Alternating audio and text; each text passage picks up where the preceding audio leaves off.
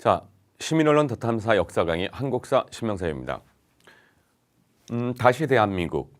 자, 제가 시리즈로 강의하고 있는데 일제와 독립운동과 해방공간, 현대 민주주의 혁명의 역사, 그 속에서 우리가 꿈꿨던 대한민국, 그리고 지금 우리가 추구해야 될 대한민국은 어떤 모습인가라는 주제를 가지고 제가 1강부터 2강까지 오늘은 3강을 정리하게 됩니다. 1강에서 개괄을 하면서 다뤘던 내용들이 조금 중복돼서 나올 것입니다. 아마 해방공간의 문제를 조금 더 구체적으로 살펴보고 싶은데, 그래서 제3강 해방공간의 좌절, 분단, 이 주제로 정리해 봅시다. 먼저 본격적인 강의를 들어가기 전에 제가 PPT 하나하나 출처를 정확하게 밝히지 못해서 제가 도움받은 책들을 이렇게 써놨죠. 그죠? 쭉 해가지고 제가 나름대로 강의를 준비하면서 이 책, 저 책을 쭉 살펴봤는데요. 주로 제가 이제 많이 참조한 것이 서중석 선생님, 현대사의 대가시죠. 한국 현대사. 그다음에 도올 김영옥 선생의 우린 너무 몰랐다. 김정인 선생이 민주주의 역사를 통해서 민주주의 실현이라는 것을 통해서 다시 우리의 독립운동을 분석했던 독립을 꿈꾸는 민주주의, 이런 책들을 주로 제가 많이 참조했는데, 특히 제가 일일이 출처를 표시하지 않더라도 제가 강의하면서 썼던 문장이나 이런 것들이 이 책들에 제가 대부분 참조한 것을 밝혀두겠습니다. 꿈같이 찾아온 해방이었죠. 45년 8월 15일 그 전에 히로시마에 원자폭탄이 터지고 나가사키에 원자폭탄이 터지고 일왕이 항복을 선언하게 되죠. 해방은 우리에게 그야말로 꿈같이 찾아왔던 것이었죠. 광복의 기쁨을 맛보는 사람들이죠. 그리고 수많은 사람들이 거리로 나오는데, 사실 8월 15일 그날은 이 일왕의 항복 소식을 시골에 있는 사람들이 알 수가 없겠죠. 이 장면은 대부분 8월 16일 그날로 보는 게 맞다고 많은 역사학자들이 얘기하는 거죠. 일본이 패망을 하고 조선이 해방했다는 소식이 전국 각지로 퍼져나가면서 이제 해방의 기쁨을, 광복의 기쁨을 외치는 수많은 민중들의 모습이었죠. 이 해방은 우리 수천 년 역사에서 최대의 변화, 그야말로 혁명적 변화를 가져왔다. 그리고 이 해방은 현대의 기점이 되었고 민족혁명인 동시에 시민혁명이었다. 이렇게 표현하고 있습니다. 우리가 이제 그 세계사에서 정치적으로 현대 이렇게 말하면 이 1945년을 기준으로 잡죠. 1945년을 기준으로 잡아서 여기서 세계 2차 대전이 끝난단 말이에요. 그래서 이 앞선 시기를 그냥 학자들은 시기적으로 앞에를 근대, 45년 이후를 갖다가 우리가 보통 현대 이렇게 말하는 것이죠. 해방은 민족혁명인 동시에 시민혁명이었고, 그리고 이 해방은 기나긴 항일투쟁을 하면서 그토록 우리 독립운동가들이 바람하지 않았던 자유와 평등이죠. 자유와 평등. 이 자유와 평등을 실현할 수 있는 해방이 눈앞에 다가오는 것 같았죠. 저는 사실 이 해방이란 공간이 우리 민족사에서 더 없는 기회였다, 더 없는 찬스였다, 이런 생각을 한단 말이에요. 왜냐하면 일본 놈에 의해서 우리는 속절없이 완벽하게 망해버렸죠. 그럼 이제 이 완벽하게 망한 상태에서 우리는 다시 완벽하게 새 출발을 할 수 있었던 것이었죠. 그래서 역사가들은 해방은 민족혁명이었다, 시민혁명이었다, 이렇게 평가를 하고 있는 것이었죠. 이렇게 눈앞에 다가왔고, 이 해방 공간에서 당시 신문을 봤더니만은 이상적인 낙원을 건설하자, 독립운동가들이 꿈꿨던 이상적인 낙원, 민족해방의 사자후, 우리들 이상의 낙토를 세우자, 그야말로 해방의 기쁨과 기대로 가득 차 있었던 것이었죠. 8월 17일자 매일신보 기사였답니다. 근데 그러나 모두가 해방을 기뻐할 수는 없었겠죠. 해방을 모두 기뻐한 것은 아니었다. 해방이 되었으나 기뻐할 수 없는 자들이 있었다. 오히려 해방을 저주하고 슬퍼했을 것이다. 이거 무슨 소리일까요? 모두가 해방을 기뻐했던 것은 아니었다. 이런 인물들이 있죠. 노독철이라고 들어봤습니까? 일제와 고문왕 민족 반역자, 수많은 독립운동가들을 갖다가 고문하고 죽음에 이르게 했던 장본인이었죠. 그리고 이자는 그 이후에 다시 살아남죠. 그래서 어떻습니까? 정부가 수립되고 경찰 조직 내에서 막강한 실력을 행사했던 인물이었죠. 이런 자들이 해방됐던 그날 기쁨에 가득 차서 거리로 나올 리가 없었겠죠. 또 이광수 같은 인물이 있었죠. 이 사람도 해방을 기뻐했을까요? 우리의 광복을. 자, 또 박흥식으로 대표되는 일제강점기 대표적인 친일 기업인 이렇게 나오죠. 반민족행위 특별조사위원회 제1호 체포자. 이 사람은 미국으로 도망가려다가 체포됐다고 알려졌죠. 그럼 이런 수많은 어떻습니까? 친일 행위를 했던 사람들, 반민족 행위자들이 있었죠. 이들을 우리는 친일 부일 간상배라 부르고, 이들은 자신의 영달을 위해서 일본 제국주의에 부역했던 간산 무리들이었죠. 이걸 제가 제1강에선 토해, 얼굴은 한국인이나 창자는 외놈인 도깨비 같은 놈들, 나라를 좀먹고 백성을 병들게 하고 민족을 팔아먹은 자들이었죠. 이들은 해방이 정말 기뻤을까요? 자, 그들은 아마 해방 그 순간에 모가지를 쓰다듬으며 아마 숨어 들어갔을 거예요. 그렇지 않겠습니까? 자, 그러면 이렇게 해방을 기뻐하지 못한 자들이 있었는데, 근데 또 해방을 슬퍼하는 사람들이 있었습니다. 바로 누구냐? 우리의 수많은 광복군들이었죠. 우리의 광복군들은 미 OSS와 함께 국내 진공작전을 준비했었던 것이었죠. 그리고 어떻습니까? 우리의 힘으로 조선 총독부를 접수하고 주체적인 해방을 위해서 수많은 광복군들이 애를 썼던 것이었죠. 한국 광복군의 모습입니다. 사실 임시정부는 굉장히 고생을 많이 합니다. 3.1 만세운동 이후에 임시정부가 수립되었지만 1923년 이후 임정이 분열되고 1925년 결국 이승만을 탄핵하죠. 대통령에서. 그리고 임정은 내부 노선 분열에 따라서 정말로 초라하기 그지없는 단체가 되어버렸습니다. 그런데 1935년 이봉창과 윤봉길의 의거가 있었죠. 그 이후에 임시정부는 다시 떠오르는 것 같았지만 무척 고생을 합니다.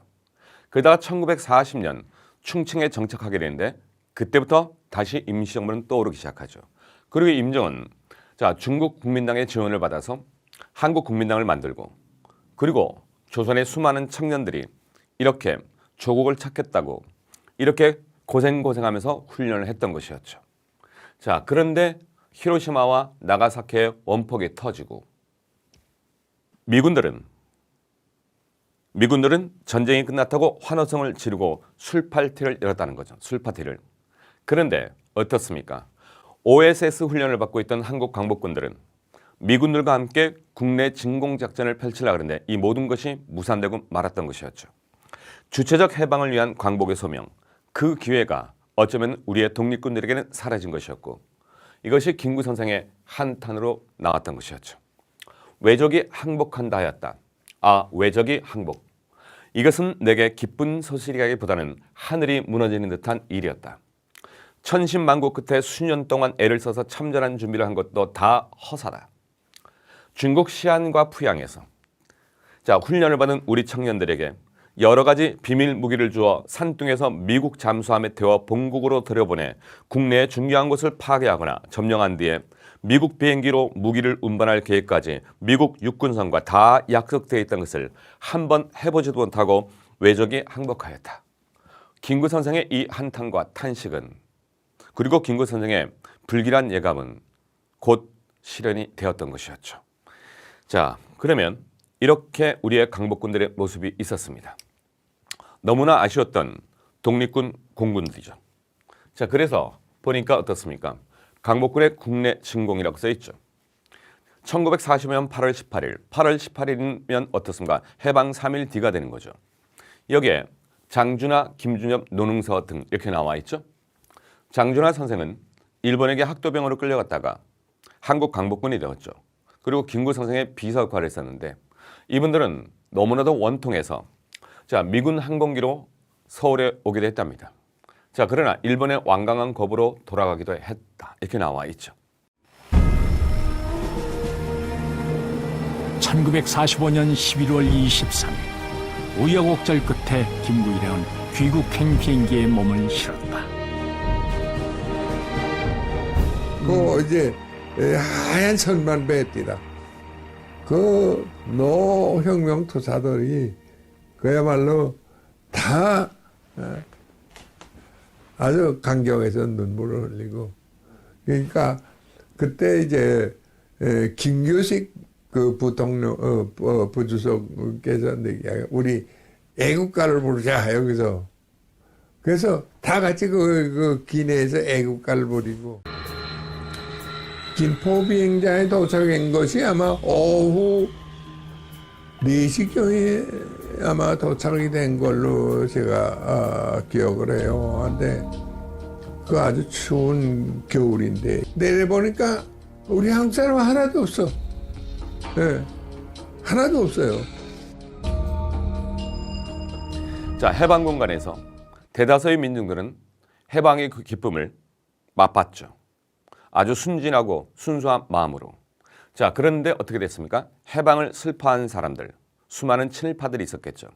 그들은 그야말로 죽음이다 라고 생각하고 그 며칠 동안 모가지가 언제 날아가나 하고 어떻습니까? 숨어 들어갔을 거예요. 그러나 또 한편 중국 본토에서 활약했던 우리의 독립군들, 김구 선생을 비롯해서 그분들 또한 어떻습니까? 우리가 주체적으로 해방을 맞지 못했던 것에 대해서 슬퍼하고 있었던 것이었죠. 감격은 잠시였습니다. 꿈처럼 찾아온 해방은 완전하지 않았고 그 이후 국제정세에 따라 복잡하게 한 번 더 문제가 꼬이기 시작했죠. 그러면서 신탁 통치를 둘러싸고 좌우 합작과 대립이 거듭되는 동안 미소 냉전이 격화되고 결국은 통일 민족 국가의 꿈은 멀어져 갔던 것이었죠. 자, 신탁 통치가 이렇게 나와 있죠. 좀 이따 신탁 통치를 우리가 조금 자세하게 살펴봐야 되는데, 자, 여기에 신탁 통치 결정, 절대 지지, 신탁 통치 찬성이 되겠죠. 한편 신탁 통치 절대 반대 이렇게 얘기하고 있습니다.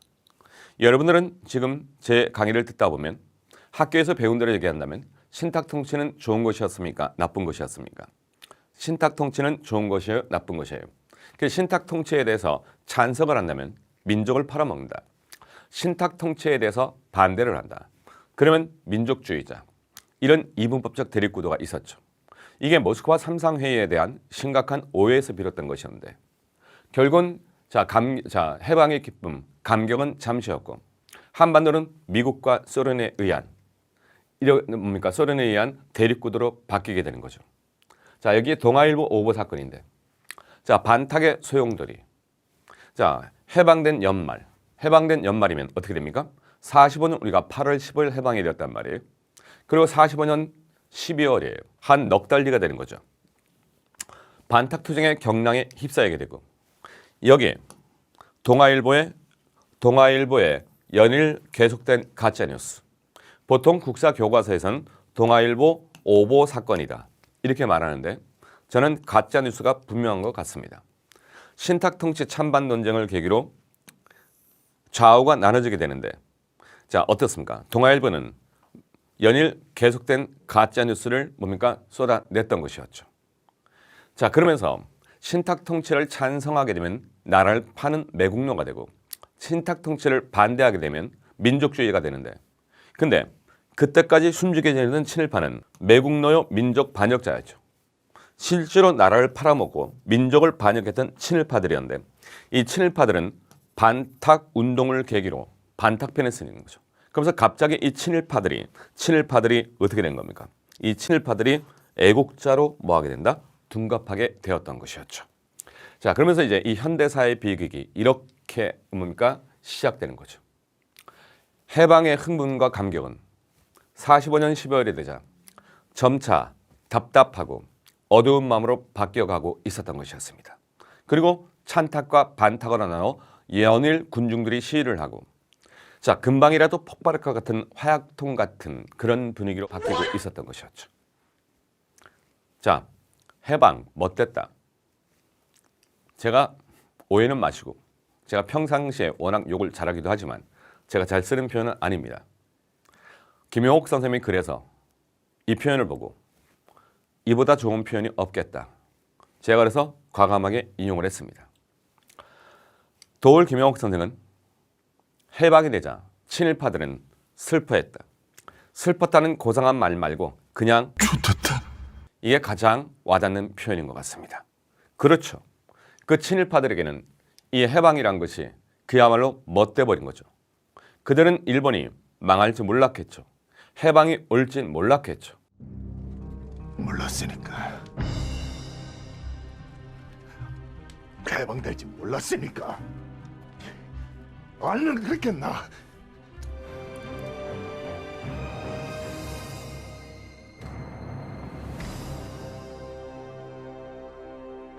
그들은 어쩌면 해방을 저주했고 해방을 슬퍼했고 해방 때문에 못됐다고 패관망신했다고 통곡했던 사람들이었죠.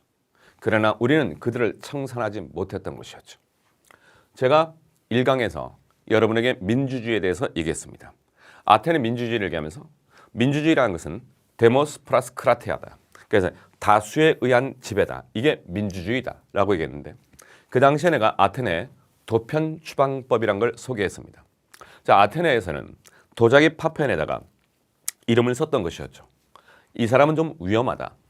독재자가 될 가능성이 있다. 참주 정치를 할 가능성이 있다. 그래서 그 위험성 있는 인물의 이름을 쓰게 되는 거죠. 그럼 이렇게 되면 이 사람을 아테네에서 추방한다 그랬단 말이에요. 그럼 여러분 봐. 원래 아테네 민주주의는 배제하는 것부터 민주에 반하는 자들을 배제, 청산하는 것부터 출발하게 되는 거죠. 근데 우리는 해방 공간에서 이 친일파들을 배제하지 못했던 것이었죠. 결국은 어떻게 되는 겁니까? 이 해방을 슬퍼했던 자들이, 민족을 팔아먹었던 이런 자들이, 해방이 못됐다고 통곡했던 자들이, 이들이 해방 이후 다시 권력을 잡게 됐던 것이었고, 해방 후 오늘까지 진행되었던 우리의 불행한 역사를 야기시킨 주모자들이 이들이었던 것이었죠. 이 청산하지 못했던 역사가 우리 현대사의 비극을 계속 낳게 되었던 것이었고, 결국은 해방 공간에서 이 친일파를 배제하지 못했기 때문에 우리는 친일 청산이 실패되고 지금까지 소모적인 이념 논쟁이 계속되고 있는 것이죠.